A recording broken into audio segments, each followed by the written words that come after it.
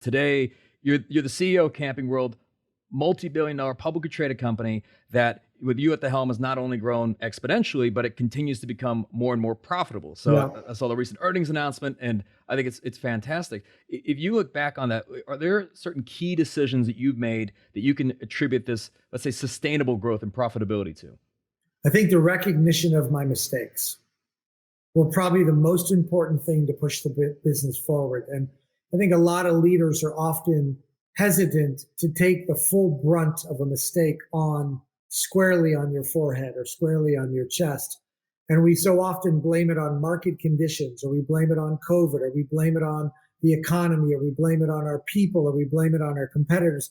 And the reality of it is that if I look at my 20 years in building the business from a zero business to a $7 billion business, from a business that made no money to a business that will make north of 600 million this year, I really had to have a strong dose of humility and reality to the good decisions I made, but more importantly to the mistakes that I made that cost the business money, that put it in peril, that caused it harm.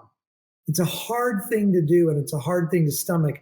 And I would say in the early part of my career, I struggled to do that. I struggled to look myself in the mirror and admit, like, man, I really whiffed that one. Like, that was bad. And the business is going to lose $100 million. The unfortunate part of doing that, and maybe the most important takeaway in this lesson, is that the acknowledgement of the mistake isn't something that you could ever erase. It isn't something that anybody's going to ever forget. And it will always be something that people will throw back in your face. It shouldn't change the way you move forward. It's something that requires you to build thick skin. It's something that should cause you to have more temperance when you're going to make the next decision. But when you're an entrepreneur and you're a risk taker and you're a leader, what it usually does is nothing. The acknowledgement ends up being more for your humility and more for your people to see that you don't have all the answers. But I would say that the acknowledgement of my several mistakes is what's allowed the business to blossom long term. So from the early childhood business of selling candy to now leading thousands of employees across multiple cities, I have to ask. I mean, what's that experience like? I mean, is there anything that can prepare you for that? And on the other side of this, you work with a lot of small businesses and smaller teams. What are the biggest differences between what you experience at Camping World versus the businesses you help? The 12,000 or 13,000 employees that we have at Camping World and the size of the business is nothing more than extra zeros. The principles behind running a small coffee shop and running a $7 billion business are ultimately the same. Yes, the product you're selling is different, and yes, there's a bigger system and a bigger infrastructure, but the theories, I think, they're relatively the same. And when I look at the lessons from running a candy business to running a $7 billion business, I'm not sure that they're really different. The problems are more complex, and the resources are more bountiful. And so the downside of running a small business is that you're really lacking a lot of resources in your mind. And you walk into a scenario where you believe that you can't compete with somebody bigger than you because your bank account is smaller, because your internet site is smaller, because your buying power is smaller, because your marketing prowess is lower, because your talent pool is different. And I think all the things that I just mentioned, quite frankly, end up just being nothing more than excuses.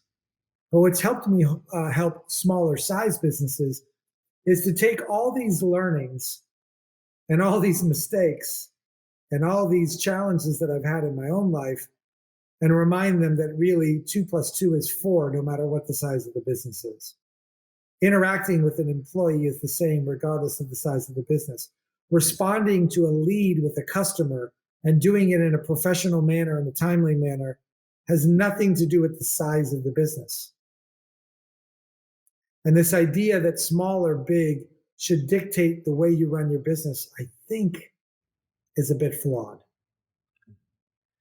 And I know you've been very, very public around a lot of the future of camping world. It's not the Apple model where you kind of, work on it in a room and then unveil when it's ready. And you've been hinting at it. Like if people follow you on Twitter, they can see like electric world, the things you have planned. What is the reason why you're just very open about it, even while that R&D is happening? There's only one reason that I tease the market with stuff, and that's because my employees who are working on it every single day are fueled by the excitement. And they like building things that can be put on a bigger stage than they ever imagined. And I love the fact that I could take somebody else's work and give them the stage that they deserve. I also like having a bit of an unorthodox business approach and interacting with the consumer. I think too often big public companies are so scared of the SEC and so scared of being sued and so scared of shareholder lawsuits that they struggle to engage with them. And they become very transactional with their customer base, not realizing who their customer base is. And yes, I do have to be thoughtful about what I say and do to not get in trouble. But I will get right up against the chalk line because I feel like when customers feel like you're giving them something that they're not supposed to know, and employees feel like you're promoting something that they're working on that people aren't supposed to know, you create this magic. An electric world, or going to Canada, or making acquisitions, or launching new technology platforms, or doing something different is fun. Business is supposed to be fun. And in a world where over the last 12 months, we've watched hundreds of thousands of people die and people lose their job and businesses close, I really worked hard to try to be some sort of shining light to give people some belief. I know it sounds corny that the sun will come out tomorrow.